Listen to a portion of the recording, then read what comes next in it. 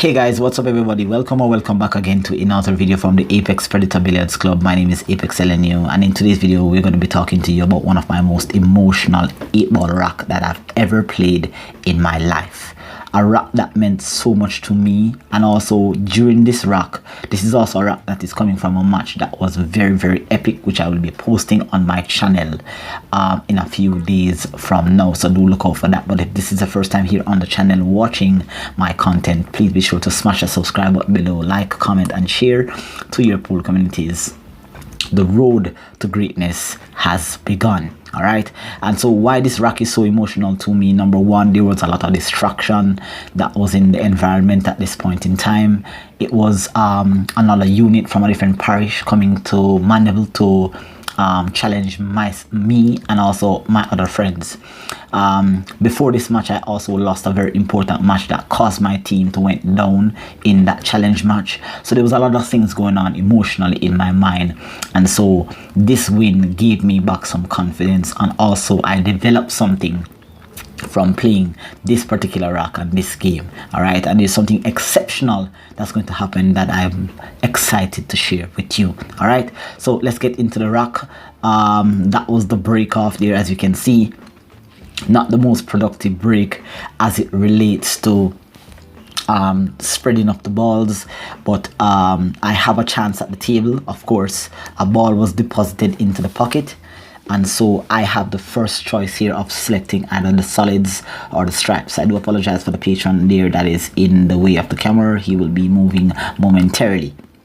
But as you can see there on the table, the rack was not spread as much. So definitely at some point, some defensive strategy will need to be implemented into this game. I do have the better balls though. I selected the stripes because he has the 5, the 7 and the 6 that is blocked by my 15 and my I believe that is the, I'm not sure what ball that is, right up there to the top left corner pocket.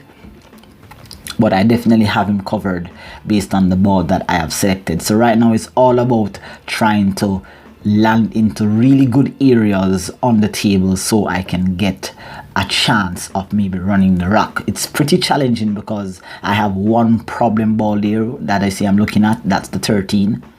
So what I'm looking at here is perhaps just trying to pocket this 10 ball here that is going into the top right hand corner pocket, right?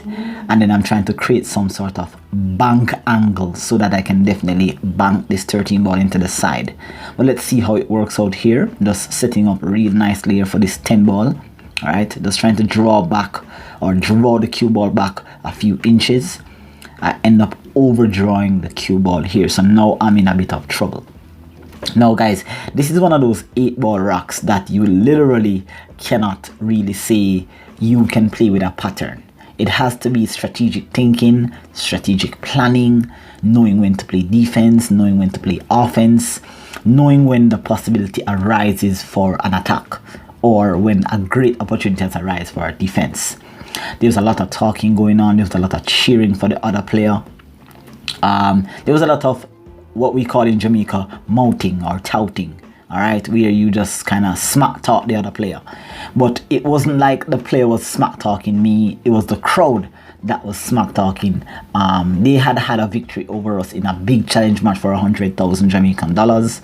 So that's definitely on their side. The momentum is on their side here. So now what I'm looking at, guys, let's jump right into the rack here. I overdrew that cue ball, so now I'm in trouble. What I'm planning to do here is just probably just try to stop that cue ball here on near to that ball, near to the 8 ball there. All right, there's not much attack here. I did call the pocket because the ball usually tends to kick from the backside back over there. So what I've done here was just cause a bit of mess. All right, my opponent fast approaching the table. The score is 6-6. All right, I did very well to get back. Okay, he made a blunder here, a huge blunder there. Played a little bit too fast, I believe. I'm sure that perhaps if he sees this video, he will leave a comment in the section to let me know what really happened when he played that shot. But he definitely played a bit too fast there, and now he has given me yet another opening to take this rack. It's a tough layout here. everything is absolute precision. Just precision is key over everything else. You can see in this shot here, you can see how many times I've gotten up just to make sure that I'm going to land in an area that's going to give me the best opportunity for the run out here. So there you can see I'm tapping my finger on the table. I need to land in a specific zone here in order to get that 13 ball to be pocketed. So just pocketing this 15 here and just stun following and just bumping off the rail for an angle here. Now I have this 8 ball that is on the side rail. You can see I'm a little bit down on myself. This guy is a very strong player, and if the table is partially or slightly open, he will run the rack. And so I need to make certain that I make the correct decision. Now mentally, what's going on here, guys, with me in this rack is the fact that I tend to overthink at times, and this was a few years ago, so I'm a lot stronger now in terms of how I think about the game. But there was a lot of players there. I'm gonna just show you Jamaica's #1 player right there. That's G Unit. All right, very strong player, and he's there just supporting his team, but also I am being supported by my team. All right, everybody that is behind the counter there are members of my team. And you can see a nice little positional shot. I do apologize for the freeze in that video, but I went 2 rails and out, coming in between the 6 and the 9. Here you can see the crowd making some noise, saying that I can that's good positional on the shot here. Now I'm in trouble. I have a very steep angle that is taking me into the 5 and the 6, and so what's going to happen here is that I need to find a way to escape, perhaps coming 2 rails under the 6, back to the side rail from which I'm aiming from, and back out for the 8. So that is going to be the actual plan. But it's pretty tough because I have a very shallow angle, I should say, on that particular strike ball. It's very difficult to escape the 5 and the 6. I'm thinking about overcutting slightly to just avoid it. So let's see what happens here when I get down and try to pocket this ball here. All right, I can tell you guys, everything here is on the line.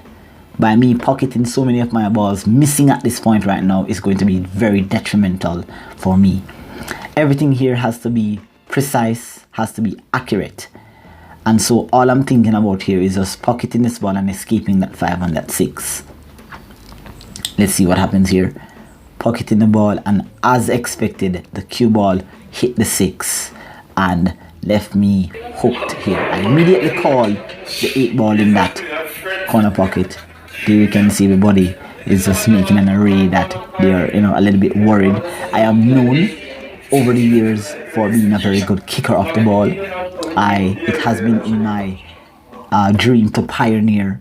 My dream when I'm playing pool is to pioneer the art of kicking in my country. We all know that Efren Bata Reyes is the greatest kick shot and safety player in the world to this date, even in this modern era. But of course, this art of this game can be pioneered by anybody in their country. So I've been practicing this kicking technique for the past 6 years, and it's just one of those times where your skill that you have practiced is going to come in very, very handy when it comes to pocketing and getting that stroke of genius. I've had many moments in my career where a stroke of genius came into play, but this one was perhaps the most entertaining and most satisfying one. You can see a player highlighting me. This is not supposed to happen in an actual match, right, where an external player comes in and identify that I'm doing something wrong, but that was very illegal, marking a spot on the table here for an aiming spot for the kick shot. But here we go, we're about to execute one of the greatest shots on a hill match ever. 1 rail, you can see the crowd. Excellent shot for a prolific, that was an absolutely amazing shot. With humility and graciousness, I congratulated my player. There you can see one of my patrons just shaking the hell out of me. I do apologize for my language, but it was a very entertaining rack, and to say the least, the whole match was entertaining.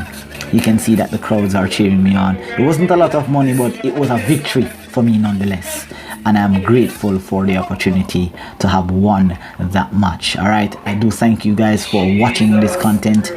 I do hope that you enjoy what you've been seeing on the channel so far, and I do hope that you are going to be able to develop your game as a player. So do take care until next time. Like, share and subscribe to the channel, share it out to your communities, and we'll talk very soon. Take care guys, bye bye.